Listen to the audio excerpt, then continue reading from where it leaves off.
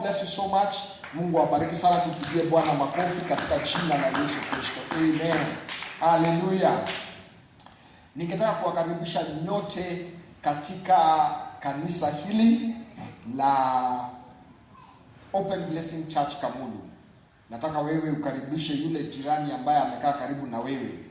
Umwambie mchungaji amekukaribisha katika kanisa hili. So kama wewe haukuwa mmesalimiana, sasa wewe mkabiliane na yeye, mwambiane kwa nini hamkuwa mmesalimiana, lakini ambie yule jirani yako umekaa na yeye, mchungaji amekusalimia sana siku ya leo. Amen. Hallelujah. Glory to God. Alafu sasa simsalimie salamu yako. Na kama umjui jina, umjue jina. Amen. Amen. Alafu nasema hivyo, mjua huyo mtu amekaa karibu na wewe, ujue yeye ni jinani.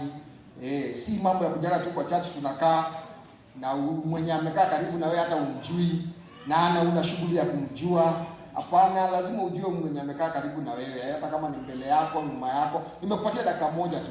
Hata huyo yuko nyuma yako. Mjue tu, mjulie hali. Jua yeye ni nani. Amen. Amina.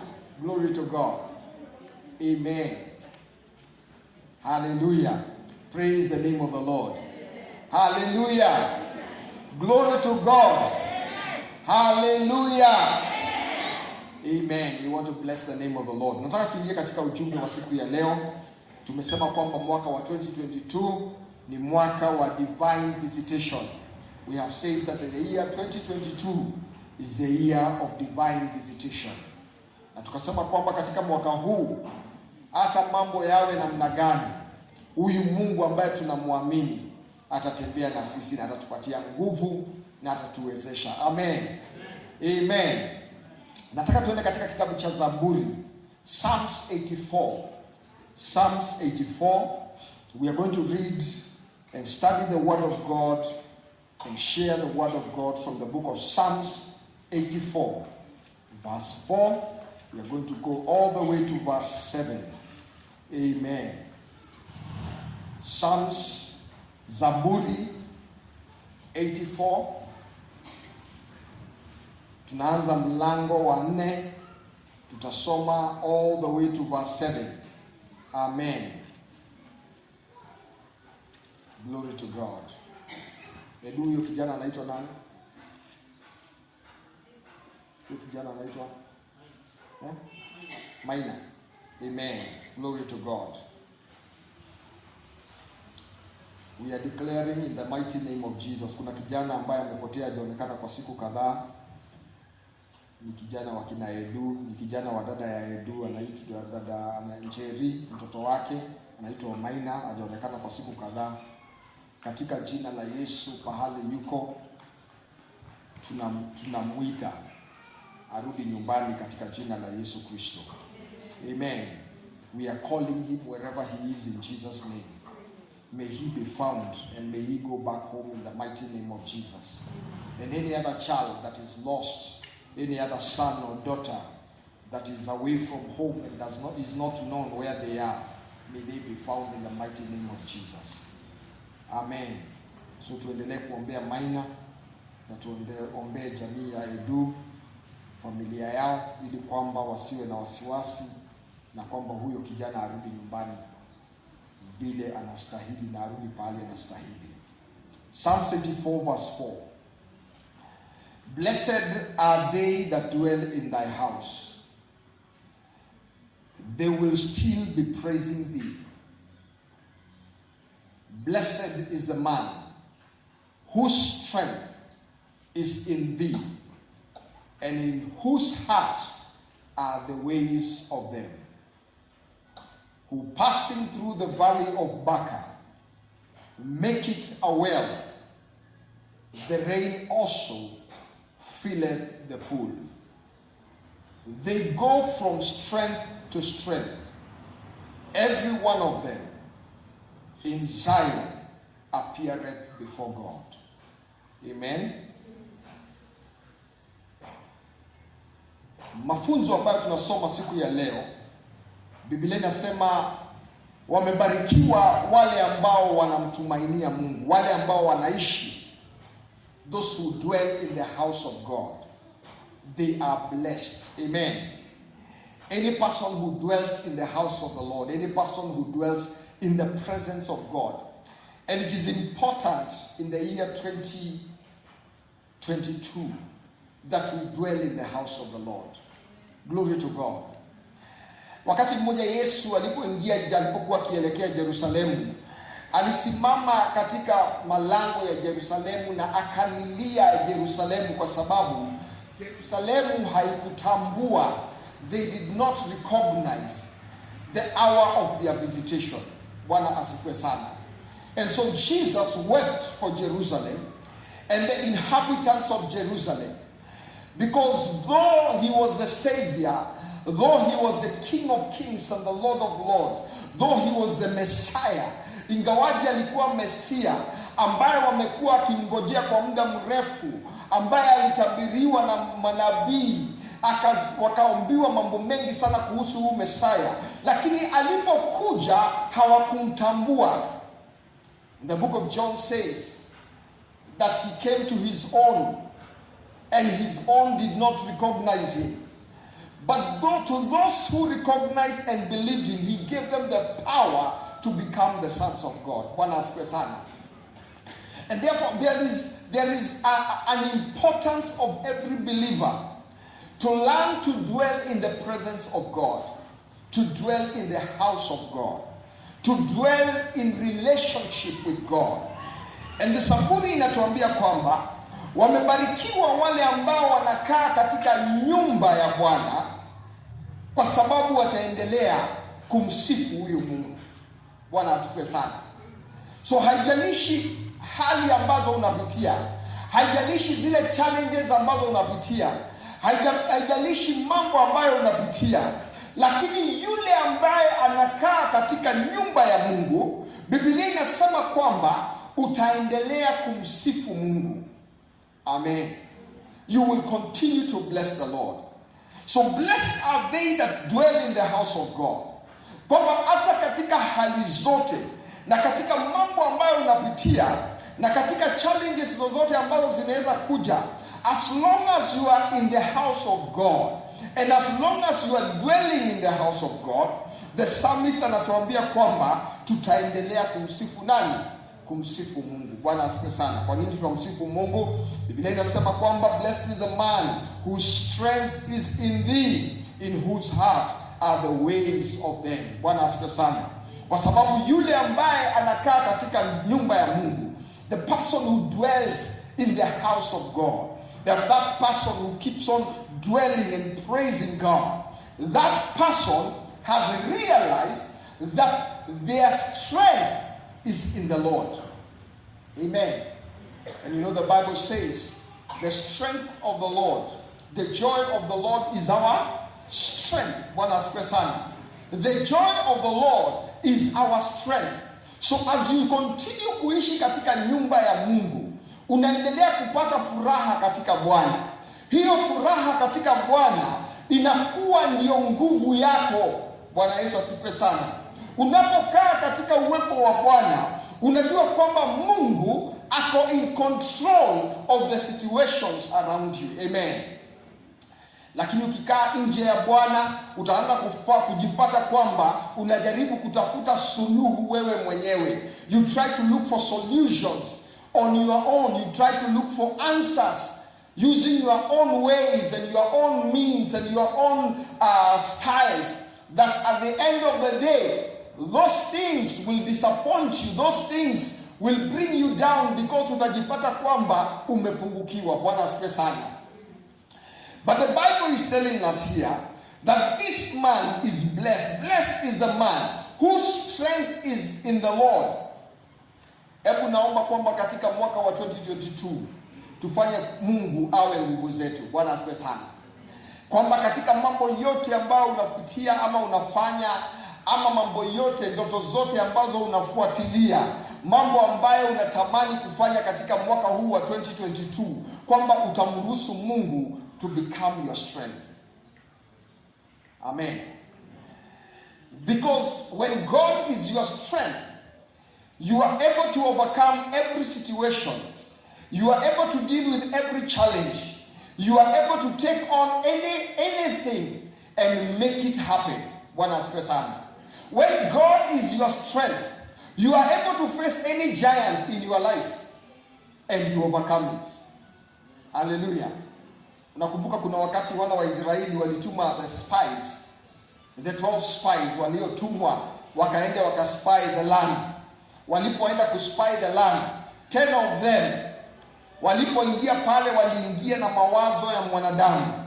Waliingia pale wakifikiria kama wanadamu, wakifanya evaluation yao na mambo yao yote kulingana na nguvu za mwili wao na kulingana na hekima yao na kulingana na ujuzi wao wa kijeshi na kivita.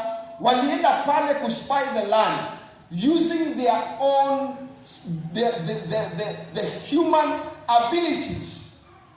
But 2 of them went there not just as human beings, but having known that they are servants of God and that they are children of God. So as they went to spy the land, walipoenda pale hivyo kuspy ile nchi, walienda wakijitambua wao ni kina nani. Na ni vizuri kujitambua wewe ni nani. Amen.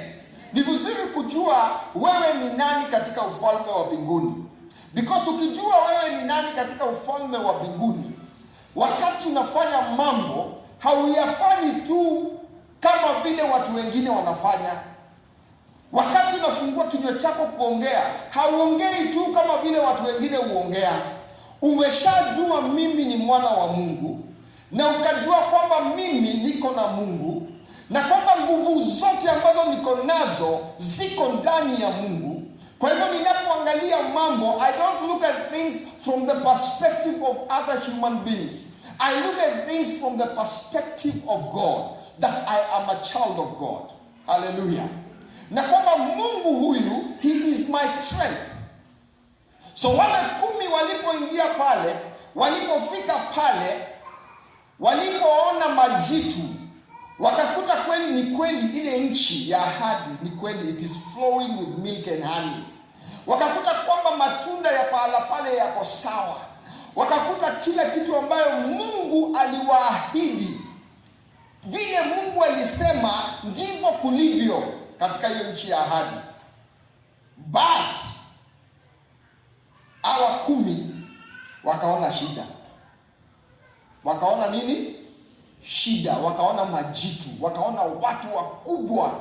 In fact wanasema kwamba tulijiangalia tukaona sisi ni kama nzige. Roho wa nzige ashindwe katika jina la Yesu. Naomba kwamba katika Open Blessing Church Kamulu kusikuwe na mtu yoyote anajiona kama nzige. Amen. Naomba kwamba kila mtu katika hii kanisa ujione vile Mungu anakuona. Amen. Sitaki ujione vile mimi nakuona. Ujione vile nani? Mungu anakuona. What does God see when he looks at you? God sees a victorious man or woman. God sees a blessed man.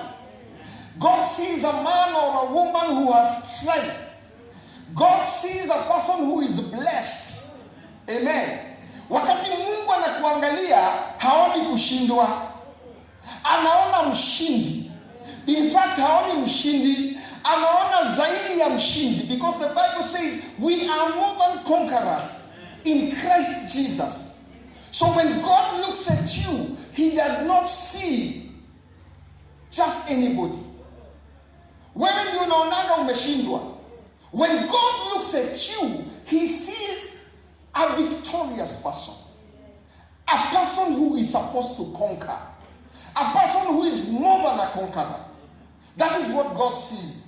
But hawa jamaa walipoingia kule, wao walijiona kama nzige. Imagine when you have been saved by the King of Kings and the Lord of Lords, the creator of the heavens and the earth, amekutuma uende udhibitishe ile kitu amesema. Unaingia pale, unadhibitisha kabisa chenye alisema ni hivyo. Alafu wewe unajibrand, unasema wewe ni nzige. Unajiona wewe uko chini kabisa. Unaona impossibilities. Unaona vile hii kitu haitawezekana. Ni kweli Mungu amesema kuna asali, kuna maziwa, kuna matunda, kuna mambo mazuri. Lakini ikijiangalia hiyo kufika hapo haiwezekani. It is impossible. Now may I remind you, there are no impossibilities with God. And I want to repeat here again, that word impossible does not exist in the heavenly realm. Hallelujah. The word impossible does not exist katika ulimwengu wa kiroho. Unanielewa? Impossibility only exists in the physical realm. Hapa tuko ndio unaona mambo haiwezekani, lakini in as far as God is concerned, there are no impossibilities. Impossibility does not exist. Because we are talking about a God who said, let there be, and there was. Yeah? We are talking about a God who commanded the prophet to go to the valley of dry bones and commanded the prophet to prophesy to the dry bones. Na akaziambia hii mifupa inaweza tembea. Huyu jamaa akaona hapa sitaki kujifunga. Wewe ndio unajua Mungu. Hii mifupa inaweza tembea. Can there be life in these dry bones? Akafanya hesabu ya haraka nikisema Yesu anaweza niambia fanya hii mifupa itembee. Na hiyo inaweza kuwa ni shida. Akasema Mungu, wewe ndio naye Mungu akamwambia basi kama mimi ndio najua, anza kutabiri. Tabiria hii mifupa. Amen. Tabiria nini? Hii mifupa. Na akatabiri as the Lord directed him until there was life in the dry bones. And the Bible says by the time he was done prophesying, there was a vast army. A big army. Glory to God. Kuna watu hapa wanahitaji kujitabiria. Amen. Kuna watu hapa mnahitaji tu kujitabiria. Usimame useme I am blessed. And when you are speaking the word of God, it doesn't matter what is around you. Nimewaambia hapa mara mingi, usiangalie hali zako. Wakati unajitabiria neno la Mungu, usiangalie hata kama una shilingi kwa mfuko, sema I am rich. Amen. Na saa hiyo ukiambiwa udemonstrate your richness, you cannot. But the Bible says I am rich. I am blessed. I am healed. I am delivered. I am the son of God. I am a daughter of God. I am destined to win. Amen. Whatever battles will come in my way, I am destined to win. Why? Because you dwell in God. You dwell in the house of God. So the Bible says, blessed is a man whose strength is in thee, whose strength is in the Lord, and in whose heart are the ways of them. Bwana asifiwe sana. I pray that your strength is going to be in the Lord. I pray that your ways are going to be the ways of God. Verse 6 says, who passing the valley of Baca. Now that valley, some other versions of the Bible is inasema, who passing through the valley of weeping. Kuna mtu kwa Bible yake inasema valley of weeping. There are some versions of the Bible talks about the valley of weeping. Who passing through the valley of Baca or through the valley of weeping, they make it. Nataka usikize hiyo maneno vizuri. Who passing through the valley of Baca, make it a well. The rain also filled the pools. Amen. Nataka tusimame hapo kidogo. This person whose strength is in the Lord, this person who is blessed, whose strength, who dwells in the house of God. Verse 6 says, who passed through the valley of Baca or the valley of weeping. Now, kuna mambo mengi yanafanyanga tulie, si ndio? Amen. Si kuna mambo mengi yanafanyanga tulie. Kama nini? Leo tuhubiri pamoja. Leo tuhubiri pamoja. Ni vitu gani zinafanyaga watu walie? Shida. Wacha tukue tu very specific. Shida ni kubwa. Shida ni kubwa sana. That is very gentle. What are the things that make people cry or weep? Msoto.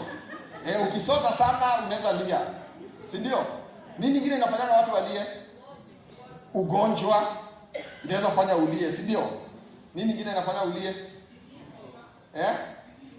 Kifo inafanya mtu alie. Nini nyingine mtu inafanya watu walie? What are the things that make people weep? Kukosa amani. Kukosa amani inaweza fanya ulie. Si ni kweli? Nini nyingine? Kuachwa. Kuachwa na nani? Kuachwa na mpenzi, Kwanza hiyo watu wanalianga sana. Si ni kweli? Hiyo ya kwanza kuachwa na mpenzi inafanyaga watu walie mpaka anaona solution kujinyonga ama kukunywa dawa ya rat. Nini nyingine inafanya? Na by the way, ukiachwa si mwisho wa dunia. Kuna mtu anasema hapo ukiachwa uachike. Lakini si mwisho wa dunia. Si ni kweli? You don't have to commit suicide because somebody has left you. You don't share a heart. Kuna mtu anasikia vile nasema? Hata Pastor Madi akiamua kuniacha leo, mimi bado nitakuja kuhubiri hapa. Na nitahubiri. Kuna wengine watu, by the way, you know it is funny, Pastor Madi anaweza niacha, wengine pia waache church. Sasa sijui wewe utakuwa unaacha church. Pastor Madi ni mimi amewaacha, si wewe. Mbona unaacha church? Lakini hata akaniacha siku ya leo, na usikie roho ishindwe. Lakini hata akaniacha siku ya leo, nitakuja kuhubiri injili. Because I don't share a heart with her. Mimi niko na roho yangu na naenda mbinguni. Mbinguni ni, this is a personal journey. Hii ni yako na Mungu. Si yako na Mungu na bibi yako Bwana Madu. Hii ni yako na Jehova. Mrs. Madu hapo ako na safari yake. Kwa hivyo kuna pahali inafika in matters of faith. Hii mambo ingine inaweza fanya ulie nini. But in matters of faith, you must remain strong in the Lord. And you must never give up your salvation because somebody did. Because hautapatia Mungu hiyo sababu. That reason is not valid in the eyes of God. I left you because somebody, bwana yangu aliniacha, ama mke wangu aliniacha, ama watoto wangu walinifanyia hivi, ama marafiki wangu hawanipendi. Those reasons are not a good enough reason for you to walk out of your salvation. You have to keep on going. Hallelujah. Because this salvation is a relationship between you and God. So ni vitu gani zingine zinafanya watu walie? Kunyang'anywa. Na kama wewe uko katika kanisa siku ya leo na wewe unapenda kunyang'anya watu, tafadhali. Unajua kuna watu huwa wananyang'anya wengine na hawatumii nguvu. Hapana. Unaenda kwa duka ya wenyewe, unachukua vitu, unasema nakuletea pesa hivi karibuni, na kwa sababu wanajua umeokoka, wanakuamini. Miaka nenda miaka rudi, hiyo pesa utaleta, wewe ni mwizi. Amen. Kanisa amen. Haleluya, watu wa Mungu.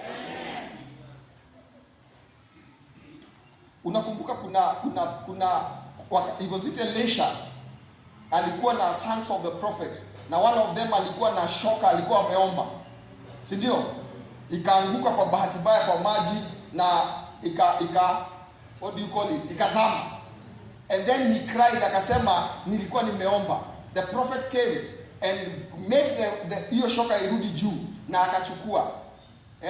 Kwa nini? Kwa sababu ilikuwa imeombwa, lazima irudishiwe nini? Mwenyewe. Kama unajua kuna kitu ya wenyewe uko nayo, tafadhali unajifungia baraka, kwa sababu huyo mtu hakuwa amekupatia, alikuwa amekuazima, inafaa kurudi. Kama ni kitabu uliomba usome, uliomba kitabu ukasoma ukamaliza na ukakaa nayo. And by the way, wewe niko na kitabu yako kwa ofisi. Bwana asifiwe sana. Rudisha kitabu ya wenyewe. I mean, these small things and little things ndio zinatusumbua katika wokovu. ndio zinatuzuia tuendelee. Bwana asifiwe sana. So there are many things that make people weep.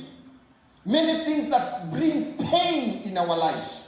There are many things that we go through as human beings, as believers. Many battles that we fight. Many challenges. Kuna vitu ambavyo wakati ulikuwa unakuwa, when you are young, as you are growing up, you had dreams and aspirations. There are things that you wanted to become. But somewhere along hapo hivyo katikati, mambo ikakuja ikaharibu, hizo ndoto zako zikaharibika. Umekuwa ukiishi katika huo uchungu. Umekuwa ukiishi katika hiyo kilio. Kuna maneno ambayo yalizungumzwa katika maisha yako ambayo yaliacha kilio katika maisha yako.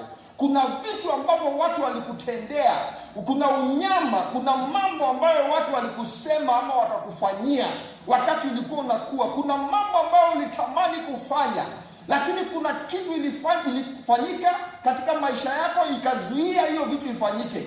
Na ikakuwa kwamba ndoto zako zimesambaratika, ikakuwa kwamba mambo yako ni kama imefika mwisho, ukakuwa ni kama hauna mbele wala nyuma, ukakaa ni kama umekwama. Kuanzia hapo umekuwa tu ukilia. Bwana asifiwe sana. But this is what the psalmist says. And this is a great secret for the children of God. Amen. This is a great secret for the children of God. Biblia inasema the first thing is that you must dwell in the house of God. Secret number 1, dwell in the house of God. Amen. Dwell in the house of God, because when you dwell in the house of God, you will be praising God at all times, even in all circumstances. Siri ya kwanza ni kukaa katika nyumba ya Mungu. Kaa katika nyumba ya Mungu. Siri ya pili ni kwamba umfanye Mungu awe nguvu zako. Tumaini lako uliweke kwa Mungu. Biblia inasema kwamba amelaaniwa mtu yoyote ambaye anaweka tumaini lake kwa mwanadamu mwingine. Usiweke tumaini lako kwa mke wako, usiweke tumaini lako kwa mume wako, usiweke tumaini lako kwa watoto wako, usiweke tumaini lako kwa pesa, kwa mali, usiweke tumaini lako kwa masomo. Biblia inasema amelaaniwa yoyote ambaye anaweka tumaini lake kwa mwanadamu. Kuna watu ambao hata wengine wameweka tumaini lao kwa wao. They trust themselves.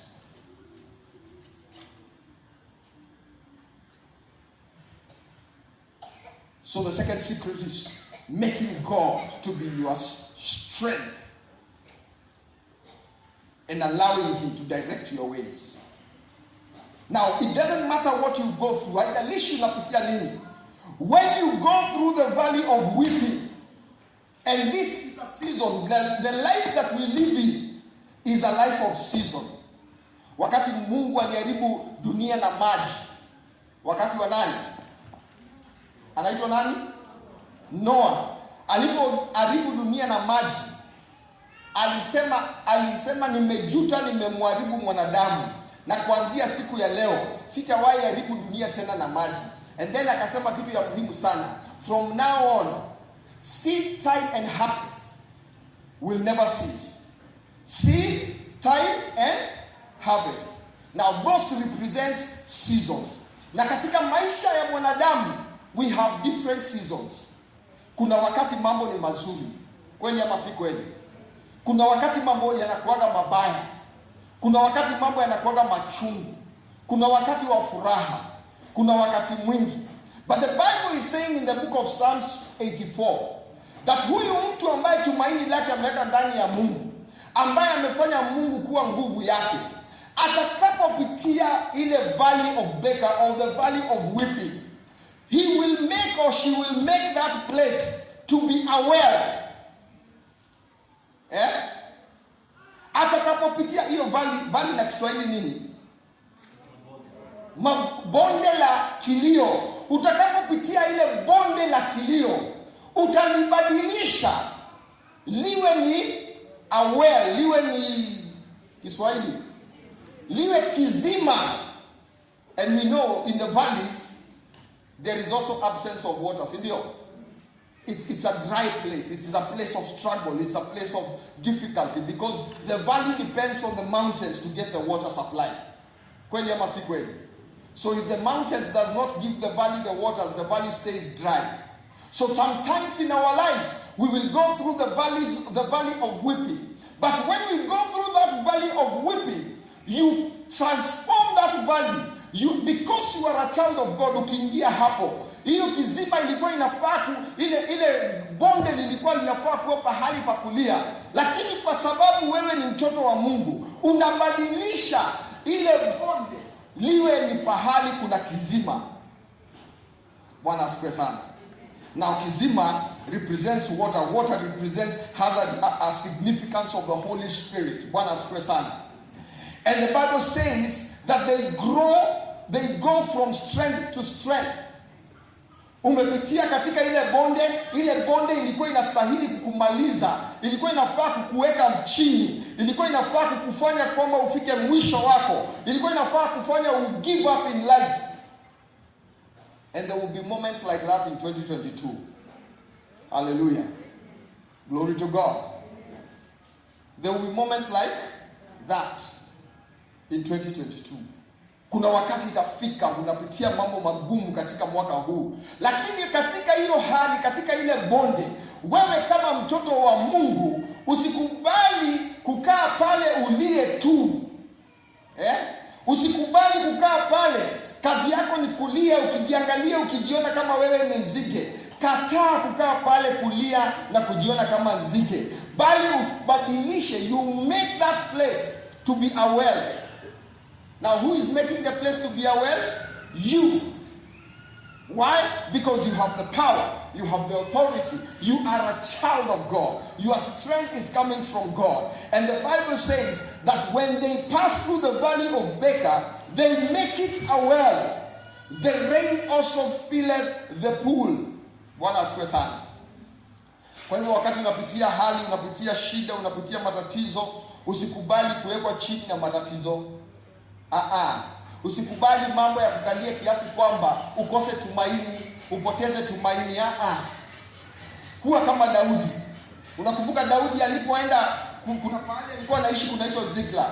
Akaenda kusaidia mfalme wa hiyo nchi kwa sababu walikuwa wanapigana na Israeli. Walipofika katika nchi ya Israeli katika vita, wakagundua kwamba Daudi ni Myahudi na tunaenda kupigana na Wayahudi. Kwa hivyo wakamwambia Daudi, tunakufurahia, asante sana kwa msaada, lakini hatuoni vile wewe unaweza kutusaidia kupigana na watu wenu. Haitawezekana, unaweza tugeuka katika vita. Kwa hivyo wakamwambia, wewe rudi. Daudi na watu wake wakarudi pahali kunaitwa Ziklag. Wakiwa mbali, wakaona Ziklag inawaka moto, wakaona moshi. Kumbe wakati Daudi walienda katika vita, maadui nao walikuja wakavamia ile kambi yao katika Ziklag, wakachoma kila kitu, wakachukua wake zao, watoto wao, mifugo yao, mali yao, kile ambacho hakingechukulika ama hakingechukuliwa, wakakichoma na wakaenda. Kwa hivyo Daudi wanapokaribia pale Ziklag, wanakuta kwamba kila kitu, wanaona moshi. Walipofika hapo, wakakuta kila kitu kimeharibiwa,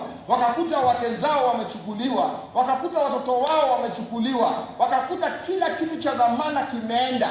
Biblia inasema kwamba Daudi na wenzake, wale ambao walikuwa wanaenda kupigana na wao, wale ambao walikuwa wameenda pamoja kwenda kupigana vita, waliporudi wakaona kile kimefanyika, wakakaa chini wakalia.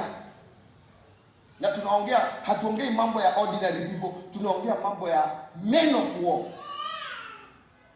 Watu wa vita, watu ambao wametrainiwa kupigana, watu ambao wanaingia katika vita, wanapigana na wanashinda, lakini wakajipata in a situation kwamba hawana njia, hawajielewi, hawajifahamu, wakakaa pale wakalia.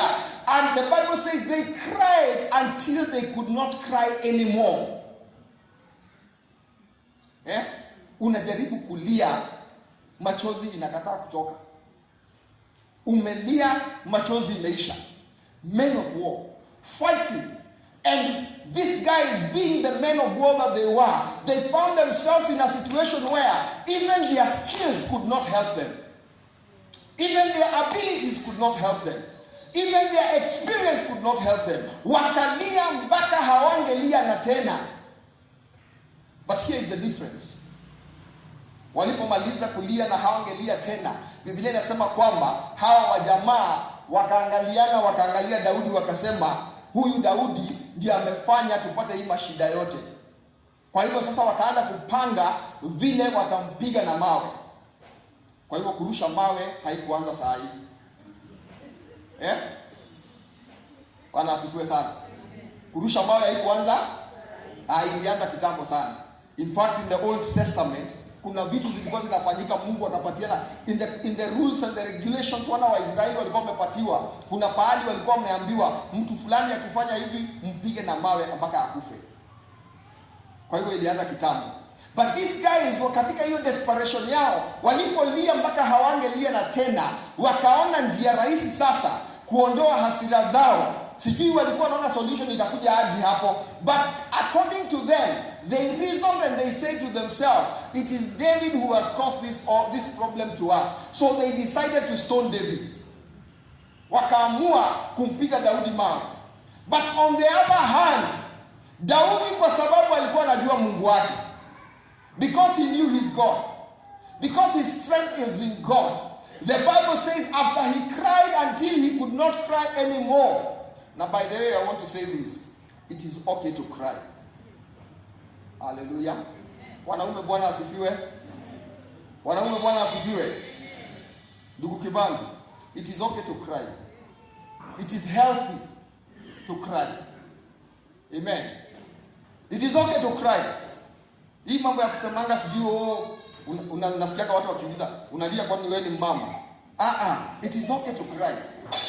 Bwana asifiwe sana. It is okay to cry. David cried until he could not cry anymore. But tofauti yake na wenzake ilikuwa kitu moja. Wakati hao walifikiria kumstone na mawe, the Bible says he encouraged himself in the Lord. He encouraged himself in the Lord. Now the word that is interpreted, the Hebrew word that is interpreted to that encouraging himself in the Lord, says he talked to himself.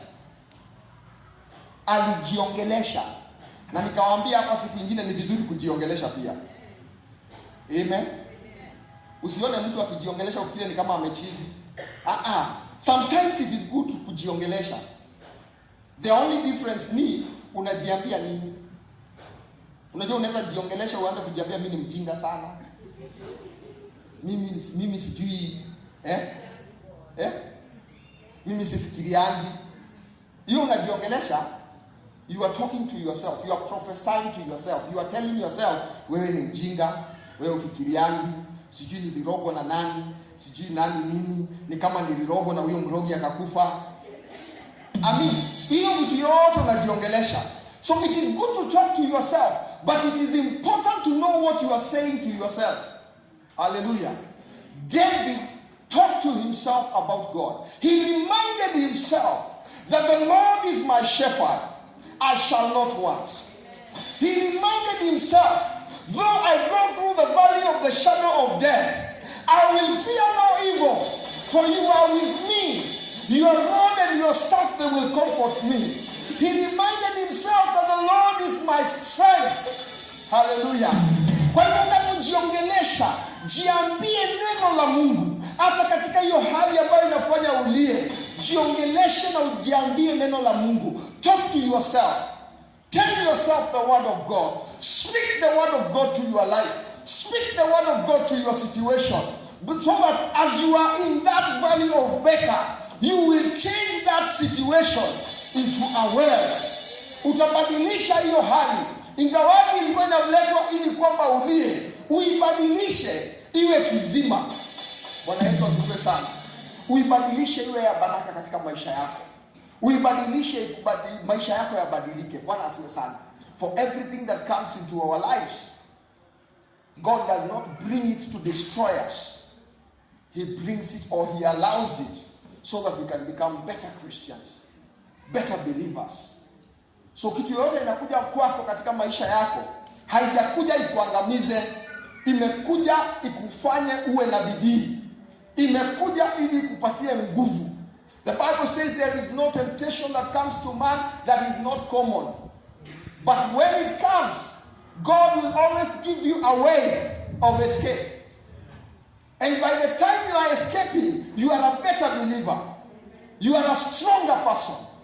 You are a stronger individual. So nothing that comes to you that is not common.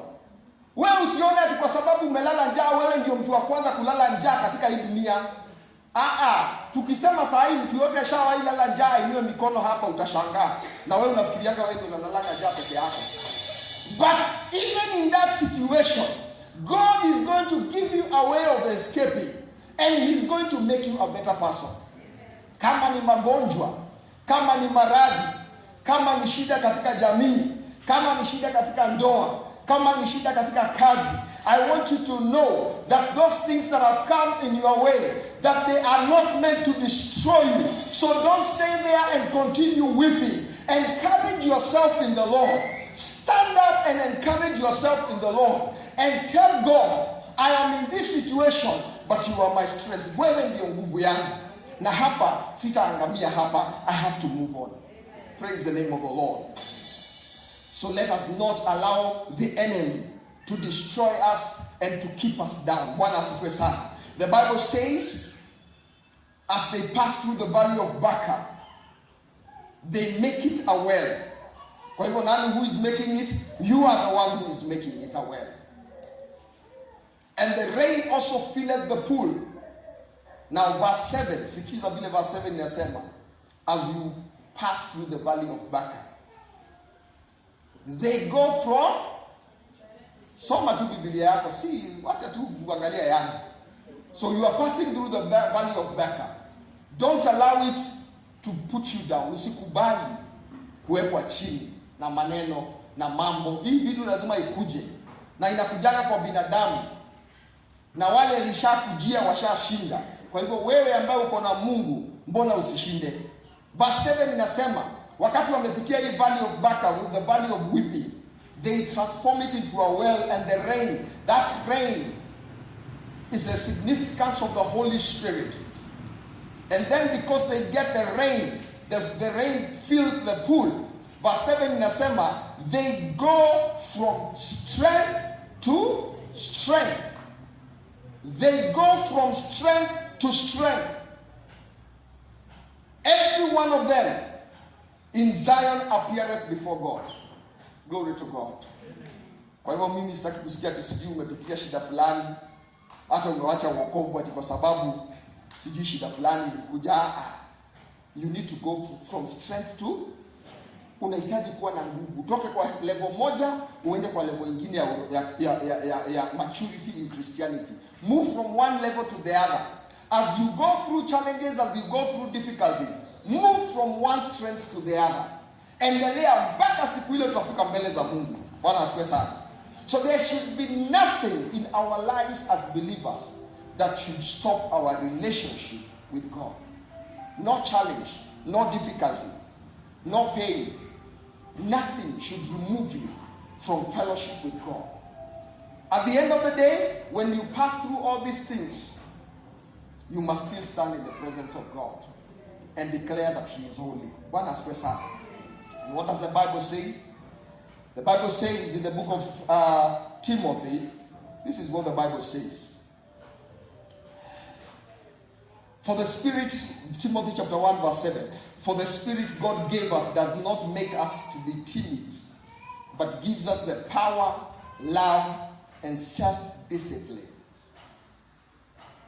The Spirit ambaye Mungu ametupatia, He has not given us the spirit to be timid. Wacha nikusomee katika Amplified Version. I love this version. For God did not give us a spirit of timidity or cowardice or fear. Mungu hajatupatia roho wa uoga. Uoga yote ishindwe. Kuna watu hapa ni waoga. Hata paka ikilia huko nje, huwezi toka nje ya nyumba. Uko muoga. Uko muoga sana. Hiyo uoga ishindwe katika jina la Yesu. Uoga si ya Mungu. Amen. uko muoga, hata Mungu amekwambia uende uanze biashara fulani, uoga yako ni kubwa kiasi ati huwezi anza hiyo biashara. Unaona tu nitaanza na nishindwe. Si uanze ushindwe, anza ushindwe. Amen. I want to encourage people in this church in 2022. The spirit of fear must be defeated in the name of Jesus. Afadhali uanze ushindwe.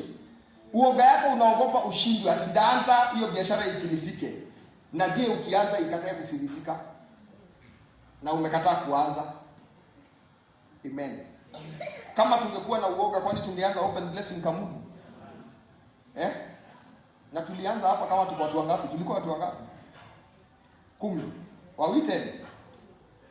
We started about 10 people here. Kama tungekuwa na uoga, tungeanza. Sasa si nyinyi mnyote mko kwa church na bado watu hawajakuja. Hii ni warm up. Ndio tunaanza sasa kujiandaa kanisa hii ianze vizuri sasa. Ndio tunajiandaa. Si unaona leo Moshiri hata viti imekosa mpaka ameleta kiti ya ofisi. Kwa sababu hakuna viti. Bwana asifiwe sana. Ndio tuko warm up sasa. Ndio tunaanza. Fear causes people not to progress. Na kama kuna kitu Mungu ameweka katika roho yako, biashara fulani Mungu ameweka katika roho yako uanze, anza. Afadhali ushindwe kama umeanza kuliko uogope na kumbe Mungu alikuwa amefungua njia ya vile utafanikiwa. Bwana Yesu asifiwe sana. Roho wa uoga ashindwe. And the Bible is saying here that God has not given us a spirit of fear. He has not given us a spirit of cowardice. He has not given us a spirit of timidity, but He has given us a spirit of power. Ametupatia roho wa nguvu, wa upendo, and of sound mind. Akili timamu. Bwana Yesu asifiwe sana.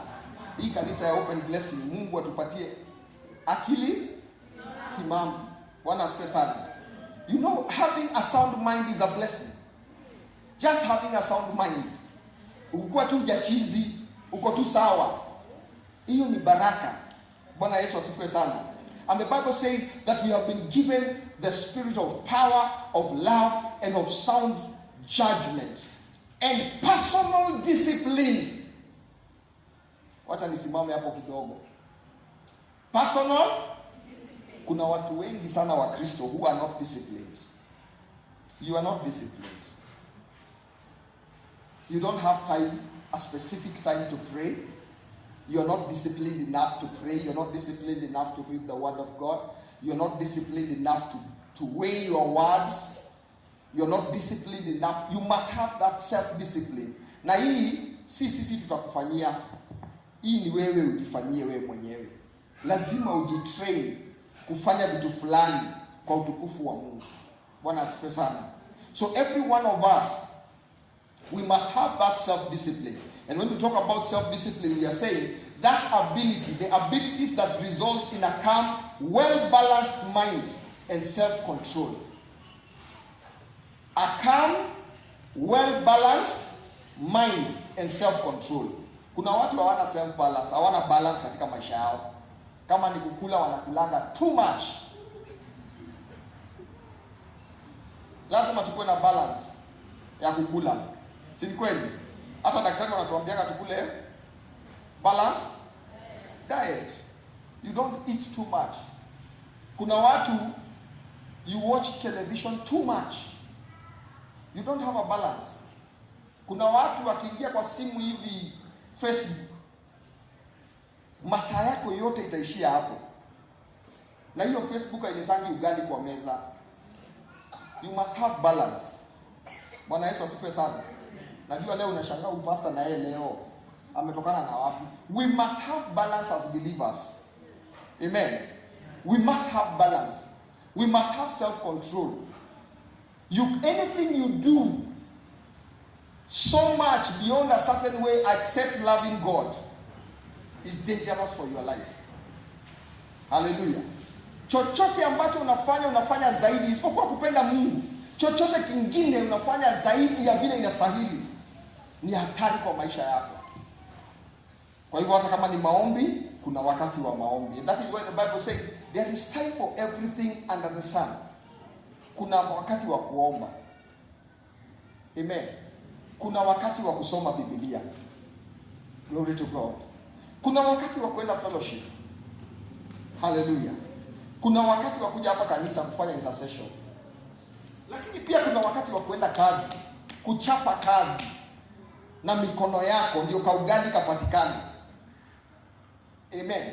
Na hiyo wakati huwezi sema you are living by faith. Faith without action is dead. So wakati wa kufanya kazi, enda ufanye kazi. Wakati wa kuomba, omba. Wakati wa kuona TV, sasa ona TV. Wakati wa kusoma gazeti, soma gazeti. Lakini wakati wa kusoma Biblia ukifika, weka gazeti kando, zima simu, zima TV, soma Biblia. Wakati wa kuja church, kuja church na ukuja mapema. Wacha kuja hapa ni kama unatufanyia favor au utufanyii favor. Kama saa 12 unakuwa Nairobi. Kama saa 12 unakuwa umetoka Kamulu. Uko Nairobi, umekanyaga Nairobi hivi city center, unaelekea kazi. Mbona unakujaga hapa ni kwa church ni kama unatufanyia favor? Unakuja saa 5:30 ndio unaingilia hivi, saa sijui saa ngapi ndio unaingia kwa church hivi. Na unaona umetusaidia sana. There is time for everything. So saa ya church, kuja church. Na ukuje ile masaa inakubalika. Amen. Bado mnanipenda? Hallelujah. Glory to God. I mean, the self-control. We must have self-control. So the Spirit of God that we have received gives us self-control. Amen. It gives us a balance. Katika mambo yote tunafanya, we have a balance. We must have a balance. So may the Lord help us. Because when we don't have all that, then when we pass through the valley of Baca, mambo inakuwa ngumu kwetu.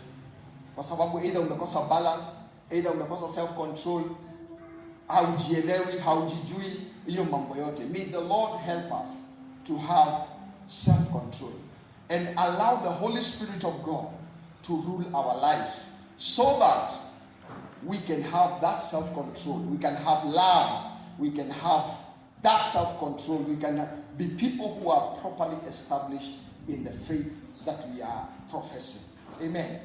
So Mungu atubariki sana, atusaidie. So as we go through this year of 2022, when you will be going through the valley of Baca, if it comes, or maybe you are going through the valley of Baca right now, change that valley and let it become a well. Amen. Usikubali kuwekwa chini na mambo. Simama useme mimi ni mtoto wa Mungu na nimebarikiwa. Glory to God. Father, we thank you because of your word. We thank you because you bless us. And we thank you because we are your children. We thank you because you love us. You love every one of us. And you care for each and every one of us. As we are in the early days of 2022, oh God, I pray that you prepare us to be men and women who will make you to be our strength. That we will dwell in your house.